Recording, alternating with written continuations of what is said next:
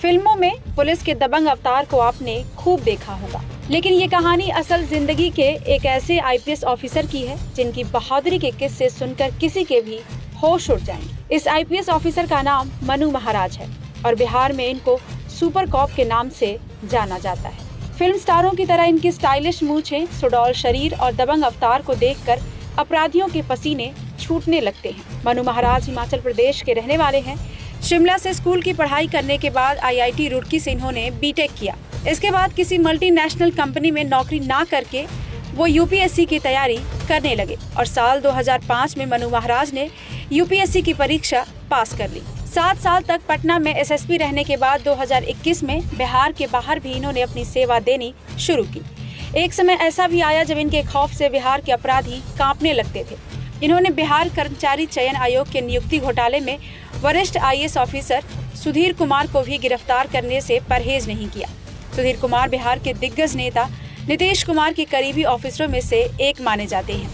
मनु महाराज इन दिनों उत्तराखंड में आईटीबीपी के डीआईजी हैं, जिनके अंदर 5 बटालियन आती है। इनकी दिलेर अंदाज से अपराधियों के पसीने छूट जाते हैं। बहुत कम उम्र से ही इनके अंदर अपराधियों के खिलाफ लड़ाई लड़ने का जज्बा पैदा हो गया था। मनु महाराज को अपने काम को निष्ठा और ईमानदारी से निभाने की वजह से राष्ट्रपति पुरस्कार देकर सम्मानित भी किया है। वैसे तो इनकी दबंगई को पूरा देश जानता है, लेकिन जब वो रोहतास में तकरीबन 1.5 साल तक काम कर रहे थे तो वहाँ के नक्सलियों को जड़ से उखाड़ फेंकने का ठान लिया था। एक बार तो मनु महाराज ने नक्सलियों के गढ़ में घुसकर उन्हें चुनौती दी और कहा कि खुद को सरेंडर कर दो वरना मारे जाओगे।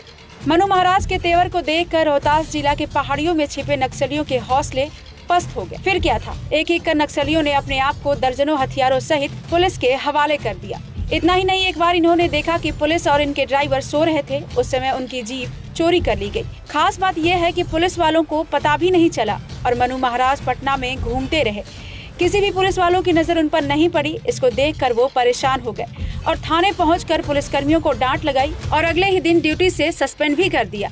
इसके बाद से अपराधी तो डर से थर-थर कांपते ही थे, लेकिन पुलिस वाले भी पूरी निष्ठा और ईमानदारी से काम करने लगे। मनु महाराज कई बार सुरक्षा का जायजा लेने के लिए पटना की सड़कों पर साइकिल से भी निकल पड़ते हैं, जहां पर पेट्रोलिंग वालों की लापरवाही पर भी उन्हें सस्पेंड कर देते हैं। मनु महाराज की पोस्टिंग हमेशा ऐसे जगहों पर होती है जहां अपराध आए दिन बढ़ते रहते हैं, लेकिन मनु महाराज के वहां आने पर या तो अपराधी अपराध करना छोड़ देते हैं या वो इलाका ही छोड़कर चले जाते हैं। मनु महाराज जहां भी जाते हैं वहां के लोग उन्हें देखते ही सिंघम कहकर पुकारते हैं। ये जब भी किसी ऑपरेशन को लीड करते हैं तो अपने साथ AK-47 लेकर चलते हैं, जिसकी वजह से इन्हें एनकाउंटर स्पेशलिस्ट भी कहा जाता है। इतना ही नहीं, ये जिस तरह से अलग अलग जिलों में बड़ी काबिलियत के साथ अपनी जिम्मेदारियों को निभाते हैं, उसकी वजह से उनको लेकर युवाओं में काफी क्रेज रहता है। वो युवाओं से हमेशा कहते रहते हैं कि लक्ष्य हमेशा बड़ा होना चाहिए।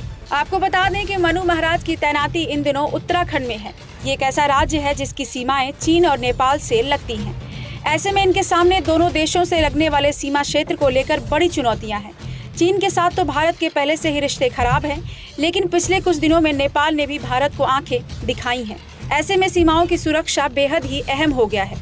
इनका कहना है कि हमारे जवान अलर्ट हैं, तैयार हैं और युद्ध भी हो गई तो हमारे जवान हर परिस्थिति से लड़ने के लिए तैयार बैठे हैं। आईटीबीपी में हिमवीर हो या फिर वीरांगनाएं, दुश्मन अगर आंखें दिखाएंगे तो उनको उसी अंदाज में जवाब देने के लिए तैयार हैं।